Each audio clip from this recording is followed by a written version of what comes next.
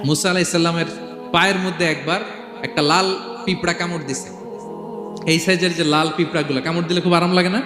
কেমন লাগে? হ্যাঁ, খুব ব্যথা করে, প্রচন্ড ব্যথা করে। তো মুসা আলাইহিস সালামের মেজাজ কি নরম না গরম? খুব তাড়াতাড়ি রেগে যেতেন উনি। এক এক নবীর এক এক অ্যাট্রিবিউটস ছিল। তো মুসা আলাইহিস সালামের পায়ের মধ্যে লাল পোকা, লাল পিঁপড়া কামড় দিছে, প্রচন্ড ব্যথা পাইতেছে আর ডলতেছে আর রেগে গেছে। রেগে তাকায় দেখে এদিকে লাল পিঁপড়ার বাসা, যে পা দিয়ে ডোলে সবগুলোর মেরে ফেলছে। তো ঘটনাটা ছিল মুসা আলাইহিস সালাম আল্লাহকে জিজ্ঞেস করছিলেন এই ঘটনাটা আল্লাহ কেন ঘটাইছে। আল্লাহকে জিজ্ঞেস করছিলেন, আল্লাহ আযাব যখন কোনো এলাকায় পাঠান তখন তো শুধু জালিমরাই মরে না, ভালো লোকগুলাও তো মারা যায়। তো এই আযাবে ভালো লোকগুলা কেন মরে? আল্লাহ উত্তর দেয় না, এই ঘটনা ঘটাই দিছে।